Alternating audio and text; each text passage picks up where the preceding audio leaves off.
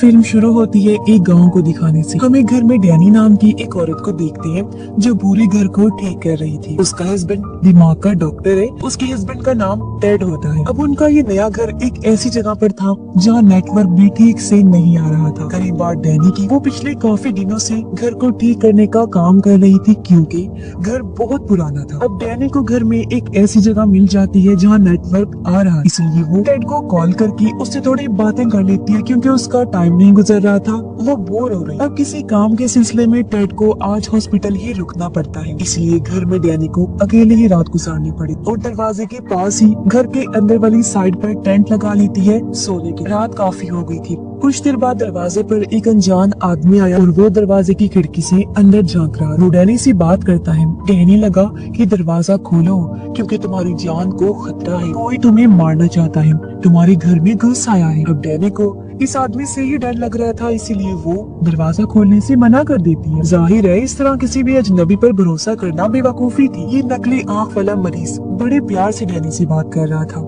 उसका लहजा और तासुरात देखकर भी यही लग रहा था कि उसे डैनी की परवाह है और वो सच में उसकी मदद करना चाहता है। वो फिर डैनी को कहता है, ठीक है, अगर तुम्हें मुझ पर भरोसा नहीं तो कोई बात नहीं, तुम पुलिस को कॉल कर दो क्योंकि तुम्हारी जान को सच में खतरा है, मेरी बात को समझो। अब उसकी बातें सुनकर डैनी दरवाजे के पास है। उसने दरवाजा खोला या नहीं ये तो हमें दिखाया नहीं गया, मगर इसके साथ हमें दूसरा सीन दिखाया जाता है जहाँ हमने देखा कि कोई चीज बुरी तरह उस नकली आँख वाली मरीज को मार देती है। फिर पता चला कि डैनी की भी मौत हो गई, उसका भी किसी ने बेरहमी से कत्ल कर दिया है, यानी जैसा उसने कहा था वैसा ही हो गया। और अब हम कुछ महीने के बाद का टाइम देखते हैं जहाँ डैनी का हस्बैंड टेड एक दुकान पर आता है जहाँ पुरानी कीमती चीजें मिला करती थी। ये दुकान असल में डैनी की जुड़वा बहन डार्सी की थी। डार्सी बचपन से देख नहीं सकती थी, यानी कि वो अंधी थी। साथ ही उसके पास कुछ साइकिक पावर्स भी है, यानी दिमाग की अनोखी ताकतों के मालिक थे वो, जैसी बहुत अजीबोगरीब चीजें महसूस कर सकती थी और देख सकती थी, जिनमें भूत आत्माएं जादू टोना भी हो सकते हैं। डार्सी को अपनी बहन डैनी की मौत का बहुत दुख था। अब टेड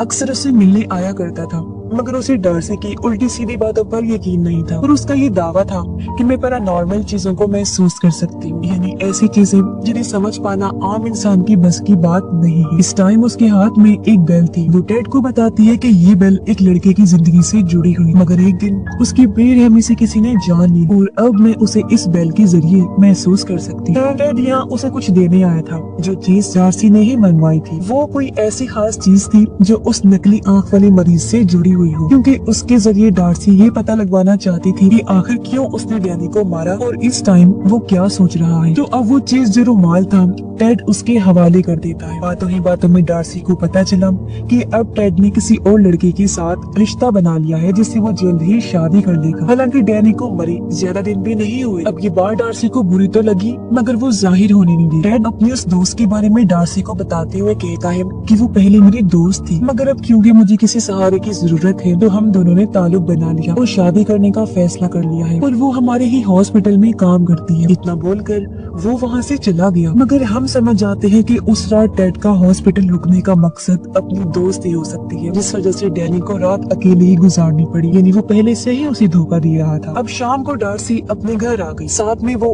नकली आँख वाली मरीज का रुमाल भी लाई। वो रुमाल टेबल पर रख कर उसके अंदर कोई चीज रखती है और अपने ग्लव्स उतार कर जैसे उसे छूती है वो बहुत ही चौंका देने वाली चीज देखती है जिसकी उसे उम्मीद नहीं थी, क्योंकि वो काफी घबरा गई और उसकी आंखों में आंसू भी आ गई थे। अब डार्सी एक स्टोर रूम में जाती है जहाँ उसने बड़ा सा लकड़ी का संदूक रखा हुआ था। पहले वो उसे गौर से देखती है, फिर उसके पास आकर बैठ। इस रूम में और भी कई सारी अजीब चीजें पड़ी हुई जिनका ताल्लुक किसी न किसी इंसान से था, जिनको भी डार्सी महसूस कर सकती है जो इस दुनिया में नहीं रही। अब इसके बाद हम देखते हैं कि टेड नींद से जाग गया है। वो तैयार होकर हॉस्पिटल के लिए निकलने ही वाला था, मगर उसकी दोस्त उसे रोक दी। वो उसे कैमरा में तस्वीरें दिखाने लगी। ये कैमरा असल में डैनी का था जो टेड के दोस्त को मिल गया। अब कैमरा की सेटिंग इस तरह से की गई थी कि वो खुद ब खुद तस्वीरें बना सकता था। इसी तरह एक अचानक से खिंच गई तस्वीर वो टेड को दिखाती है, इसमें डैनी की परछाई थी। हालांकि उसे मरे हुए तो काफी दिन हो गए थे, पर ये बात टेड टाल देते हैं, लेकिन उसकी दोस्त को अजीब लगता है। फिर अब टेड रात को ड्यूटी करता है, यानी उसकी दोस्त को भी इस घर में अकेले ही रुकना पड़ेगा, मगर उसे डर लग रहा था क्योंकि ये वही घर था जहाँ डैनी की मौत हुई। टेड उसे कहता है बस कुछ दिन की बात है कि मेरी ड्यूटी का टाइम बदल जाएगा, तो मैं तब तक मैनेज करना पड़ेगा। इस पर उसके दोस्त कहती है कि नहीं, जब तक तुम्हारी रात की ड्यूटी है मैं अपने ही घर में रह लेती हूँ, जब तुम्हारी ड्यूटी बदल जाएगी मैं वापिस आ जाऊँ। तब टेड उसकी बात मान जाता है। उसके दोस्त को आज ही निकलना था और इससे पहले कि टेड अपने काम पर जाता, वो बताती है कि कल रात डार्सी ने अजीब सा तोहफा भेजा है और ये वही लकड़ी का संदूक था, जिसे देखकर दोनों को ही काफी हैरत हुई। इससे भी ज्यादा हैरान वो तब रह गई जब इन्हें पता चलता है कि डार्सी बाहर ही खड़ी हुई है, इसलिए दोनों उसे घर के अंदर ले आते हैं। अब उसे किसी ने आने की दावत भी नहीं दी थी, वो खुद ही आ गई थी। वो यहाँ 2 दिन के लिए रहने आई थी और इस बात में टेड की दोस्त को कोई दिलचस्पी नहीं थी, लेकिन टेड उसे मना नहीं कर पाता। अब ना तो यहाँ टेड होगा और ना ही उसकी दोस्त, लेकिन फिर भी डार्सी रुकना चाहती थी। अब डार्सी उन्हें लकड़ी के संदूक वाला तोहफा दिखाती है, जो सच में अजीब था, क्योंकि अंदर लकड़ी का ही बना बड़ा सा पुतला था। उसे देख टेड की दोस्त को बहुत बुरा लगा। तब टेड उसे समझाता है कि जब डार्सी चली जाएगी तो मैं इस पुतले को हटा दूंगा, जब तक वो यहाँ है प्लीज मेरी खातिर उसे बर्दाश्त कर लो। अब टेड तो निकल गया। फिर कुछ देर बाद उसकी दोस्त भी निकलने वाली थी, लेकिन उसकी चाबियाँ कहीं गुम हो गई थी। टेड की दोस्त चाबियाँ ढूंढने की बहुत कोशिश करती है, लेकिन वो उसे कहीं भी नहीं मिलती। डार्सी वहाँ पर बड़ी आराम से बैठी हुई थी, ऐसा लग रहा था जैसे वो पहले से ही जानते हो कि यहाँ क्या होने वाला। चाबियाँ ना मिलने पर डार्सी उससे पूछती है, क्या तुम अब नहीं जाने वाली? वो कहती है नहीं, और मजबूरन अब उसे भी घर में ही रुकना पड़ता है। कुछ देर बाद टेड की दोस्त आकर देखती है कि संदूक में बड़ा लकड़ी का वो पुतला डाइनिंग टेबल की एक कुर्सी पर बैठा हुआ है। उसे देख टेड की दोस्त को अजीब लगा। वो डार्सी से पूछती है, क्या इसे तुमने बाहर निकाला? तो वो बड़ा ही अजीब जवाब देती है कि नहीं। तो फिर ये कैसे बाहर आया? अब इस बात को उसने सोचा भी, लेकिन फिर नजरअंदाज करके वो डार्सी के लिए खाना लाती है और इनके बीच कुछ बातें होती है। टेड की दोस्त उससे उसके काम के बारे में पूछती है। जब उसने बताया तो दिल ही दिल में वो डार्सी पर हंसती है। उसका मानना था कि डार्सी किसी चुड़ैल की तरह भूत आत्माओं जादू टोने पर यकीन रखती है। डार्सी उससे पूछती है, अच्छा तुम्हें इस घर में कैसा लगता है? टेड की दोस्त ने जवाब दिया कि खास अच्छा नहीं लगा, जैसा आपकी बहन के साथ हुआ उससे तो मैं ज्यादा सहम गई। फिर डार्सी उससे पूछती है, अच्छा अगर कोई अनजान आदमी तुम्हें दरवाजा खोलने का कहे तो क्या तुम दरवाजा खोलोगी? इस पर वो कहती है कि नहीं, क्योंकि मैं इतनी बेवकूफ नहीं हूँ। ये सुनकर डार्सी को गुस्सा आ गया। वो कहती है, मेरी बहन भी बेवकूफ नहीं थी और उसने भी दरवाजा नहीं खोला। यानी वो नकली आंख वाला मरीज नहीं बल्कि कोई और ही है जिसने उसे मारा। ये सुन टेड की दोस्त कहती है कि अगर उस जैसे पागल इंसान ने उसे नहीं मारा तो किसने मारा होगा? डार्सी कहती है, एक मेल नर्स जो टेड का दोस्त है और वो उसी हॉस्पिटल में काम करता है जहाँ टेड डॉक्टर है और वो नकली आंख वाला आदमी मरीज। ये सुन टेड की दोस्त को काफी अजीब लगता है। मगर अब हम उस रात का सीन देखते हैं जहाँ वो आदमी डैनी के दरवाजे पर आया था। यहाँ हमें पता चलता है कि सच में डैनी ने दरवाजा नहीं खोला था और नकली आंख वाला आदमी भी सच में उसकी मदद के लिए ही आया था, क्योंकि उस टाइम कोई घर में घुस आया था। जैसा उसने कहा भी था, वो दरअसल एक मास्क पहना आदमी था जिसने डैनी को बेरहमी से मार दिया था। कुछ देर बाद टेड की दोस्त उसे कॉल करके बताती है कि ये डार्सी बहुत ही अजीब है, उल्टी सीधी बातें करती है। उसका दावा है कि डैनी को नकली आंख वाले आदमी ने नहीं बल्कि तुम्हारे हॉस्पिटल में काम कर रहे नर्स ने मारा है जो तुम्हारा साथी है, और मुझे उसके साथ बिल्कुल अच्छा महसूस नहीं हो रहा। मैं अपने घर भी नहीं जा पाई, गाड़ी की चाबियां गुम हो गई हैं और मुझे तो लगता है कि इसने ही चाबियां इधर उधर की हैं। टेड उसे शांत करता है और कहता है कि कमरे का दरवाजा बंद करके सो जा। वो अपने रूम में गई तो थी लेकिन उसे नींद नहीं आती। नीचे आकर उसने देखा कि डार्सी सोफे पर ही बैठी बैठी सो गई है और अब वो चुपके से लकड़ी की मूर्ति के पास उसे चेक करने जाती है ताकि देख सके कि आखिर इसमें क्या राज छुपा है। पुतले के सर में 5 सुराख थी।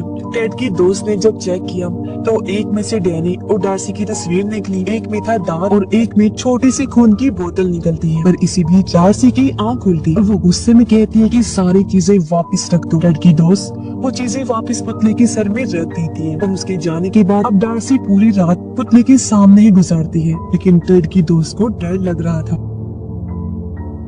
अब टाइम गुजारने के लिए वो डैनी के कैमरा में उसकी रिकॉर्ड की हुई वीडियो देखने लगती है, जहाँ डैनी के पीछे उसे एक डरावना चेहरा नजर आया, जिसे देख वो इतना डर गई कि उसके हाथ से कैमरा छूटकर नीचे गिर जाता है। तभी उसने देखा कि रूम के एक कोने में डैनी का भूत है जो उसे डरा देता है। इसी बीच उसे अपनी चाबियां भी मिल जाती है और वो गाड़ी लेकर यहाँ से निकल गई। अब हम हॉस्पिटल का सीन देखते हैं, जहाँ सच में टेड और डैनी के कातिल यानी उस नर्स के बीच दोस्ती थी। दोनों आपस में बात कर रही हो। अब घर अंदर आने के बाद टेड देखता है कि उसकी दोस्त यहाँ पर नहीं है और टेबल पर डार्सी उदास बैठी हुई है। जब टेड ने अपनी दोस्त के बारे में पूछा तो वो जवाब देती है कि वो तो भाग गई है। मैं चाहती थी कि वो तुम्हारा असली चेहरा देखे कि तुम कितने घटिया इंसान हो, लेकिन मेरी बहन के भूत ने उसे डराया और वो चलती बनी। मैं सच जानती हूँ कि तुम ही वो इंसान हो जिसने मेरी बहन को मरवाया है, क्योंकि तुम्हें अपनी दोस्त से प्यार हो गया था। तुम तो सिर्फ मेरी बहन की दौलत हथियाना चाहती थी, जो उस बेचारी ने पहले ही तुम्हारे नाम कर दी थी। मैं तो ये समझती रही कि किसी पागल इंसान ने उसे मारा है और मैंने उस नकली आँख वाली मरीज से बदला भी ले लिया, मगर वो तो सच में मेरी बहन की मदद ही करना चाहता था और उसके असल हथियारे तो तुम हो। और हाँ, मैं जानती हूँ कि अब तुम किसी को तो यहाँ भेजोगी ताकि वो मुझे मार सके, लेकिन बेहतर ये होगा कि तुम उस कातिल को ही भेजो, यानी कि नर्स को। सारी बातें सुनकर टेड कहता है, आखिर तुम ऐसा सोच भी कैसे सकती हो और ये सारी चीजें तुम्हारे दिमाग में आई कैसे? अगर तुम्हें मुझ पर ही शक है तो चलो उस डिटेक्टिव के पास चलते हैं जो डैनी के केस पर काम कर रहा है। लेकिन डार्सी को फिर भी उस पर यकीन नहीं होता। टेड कहता है, अच्छा ठीक है, ये लो, मैं अपना फोन इधर ही रख रहा हूँ और डिटेक्टिव के पास जा रहा हूँ। मैं उसे कहूँगा कि वो तुम्हें फोन करके बता दे, जो भी कॉल आई तुम उसे उठा लेना। इतना बोलकर वो चला जाता है। और अब हम माजी का वो सीन देखते हैं जहाँ टेड अपने उसी साथी कातिल नर्स के पास बैठा था, डैनी को मारने का प्लान बना रहा था। जी हाँ, डार्सी बिल्कुल सही थी। उसे अपनी दोस्त से प्यार हो गया था और डैनी की प्रॉपर्टी वो हासिल करना चाहता था। उसे बस पैसों से मतलब था। वो डैनी से प्यार व्यार नहीं करता था और उसके कहने पर ही नर्स ने डैनी को मारा, क्योंकि असली साइको तो वो था जिसे लोगों को मारने में मजा आता था। पर सवाल ये उठता है कि इस सब में नकली आँख वाले आदमी का क्या है? तो असल बात ये है कि भले ही वो दिमागी तौर पर ठीक नहीं था, लेकिन दिल से वो भला इंसान ही था। वो कोई कातिल नहीं था। उसने टेड और नर्स की बातें सुन ली थी, इसलिए उस रात वो डैनी को बचाने के मकसद से गया, लेकिन डैनी ने उसकी बात का यकीन नहीं किया और वो मारी गई। और क्योंकि शक उस आदमी पर था, इसलिए उसे डार्सी ने मार डाला। जब भी तो उसने कहा था कि मैंने उस आदमी से बदला लिया। इसके बाद हम देखते हैं कि टेड डार्सी को भी मारने का प्लान बना चुका है। उसने जाते जाते फर्श की एक टाइल निकाल दी ताकि जब वो फोन उठाने आए तो उस जगह से नीचे गिर जाए। उसने नर्स को भी ये काम दे दिया था कि अब तुम्हें डैनी की बहन डार्सी को भी मारना है। वो इस काम के लिए राजी हो गया और खुशी खुशी उसके घर के लिए निकल जाता है। अब टेड हॉस्पिटल के नंबर से घर के नंबर पर कॉल करता है और जैसे डार्सी फोन उठाने के लिए आगे बढ़ी, प्लान के मुताबिक वो नीचे गिर जाती है। नर्स जब वहाँ आया तो पहले उसकी नजर लकड़ी के पुतले पर गई और फिर डार्सी पर, जो पूरी तरह जख्मी हो गई थी। उसके सर पर गहरी चोट लगी थी और बहुत ज्यादा खून बहने की वजह से जल्दी उसकी मौत हो जाती है। पर यहाँ एक नया ट्विस्ट आता है। अब जैसा कि हम जानते हैं कि डार्सी को रिचुअल, जादू, इस तरह की चीजों पर पूरा यकीन था, तो उसके मरने से यहाँ एक रस्म पूरी हो गई और उसे पहले से ही अपनी मौत का पता था, तो जानबूझकर उसने खुद को बचाने की कोशिश भी नहीं की। और अब उसके मरते ही लकड़ी का पुतला अचानक से जिंदा हो जाता है। वो नर्स के पीछे पड़ गया और उस पर हमला कर देता है। नर्स अपनी जान बचाकर भागा, लेकिन अचानक वो बेहोश हो गया। उसकी जब आँख खुली तो वो खुद को हॉस्पिटल के बेड पर बंधा हुआ पाता है और टेड उसके सामने खड़ा हुआ था। उसने डार्सी की मौत का इल्जाम नर्स के सर पर ही डाल दिया, जिस पर नर्स उसके सामने गिड़गिड़ाने लगता कि मैं वादा करता हूँ किसी को कुछ भी नहीं बताऊंगा, तुम बस मुझे छोड़ दो। इस पर टेड कहता है, नहीं, मैं इतनी बड़ी बेवकूफी नहीं कर सकता, क्योंकि अगर मैंने तुम्हें छोड़ दिया तो शक मुझ पर ही आएगा कि मैं आखिर तुम जैसे पागल साइको इंसान को क्यों नहीं पहचान सका। लेकिन अगर मैं तुम्हें ना छोड़ूं तो ऐसे तो मैं बच जाऊंगा, क्योंकि भला कौन ही तुम्हारी बात का यकीन करेगा कि एक लकड़ी की पुतले में जान आ गई और उसने तुम पर हमला किया। तो इससे हमें पता चला कि टेड एक बहुत ही मतलबी और धोखेबाज इंसान है, जो बहुत ही चालाकी से लोगों का इस्तेमाल किया करता था और उसने तकरीबन सभी का इस्तेमाल किया, यहाँ तक कि अपनी बीवी का भी। अब डार्सी नर्स को मार भी सकती थी, लेकिन वो इतनी आसानी से उसे बख्शने वाली नहीं, बल्कि वो उसे तड़पाना चाहती थी, जैसे उसने डैनी को मारा और कई लोगों पर जुल्म करके उन्हें तकलीफ दी। साथ ही जब वो नर्स था तो उसने बहुत लोगों के साथ ज्यादतियां भी की। अब एक मरीज नर्स से अपना बदला लेने आया और वो उसकी उंगली को काट लेता है, जिससे वो बुरी तरह तड़पने लगा। इसके बाद हम देखते हैं कि टेड, जो काफी परेशान लग रहा था, अपने घर आया। वो उसी बेल को देखता है जिसके बारे में डार्सी ने कहानी सुनाई। वो बेल को बचाकर उस लड़के की आत्मा को बुलाने की कोशिश करता है जिसके साथ ये बेल जुड़ी हुई थी, मगर अजीब कुछ भी नहीं हुआ। इससे टेड को लगता है कि शायद सुपरनैचुरल जैसी कोई चीज होती नहीं है और डार्सी बस फ्रॉड करती। साथ ही हमें पता चला कि टेड की दोस्त ने भी उसे छोड़ दिया, यानी इस तरह डार्सी का अपनी बहन की तरफ से बदलाव पूरा हो गया, क्योंकि टेड की पूरी जिंदगी बर्बाद हो चुकी थी। और तभी हम बहुत चौंका देने वाला सीन देखते हैं। जिस लड़के की बेल थी, तभी उसकी आत्मा टेड के साथ आकर खड़ी हो जाती है, जिसका मतलब कि अब टेड भी बचने वाला नहीं है। और इसी के साथ इस फिल्म की कहानी भी यहीं पर खत्म हो जाती है।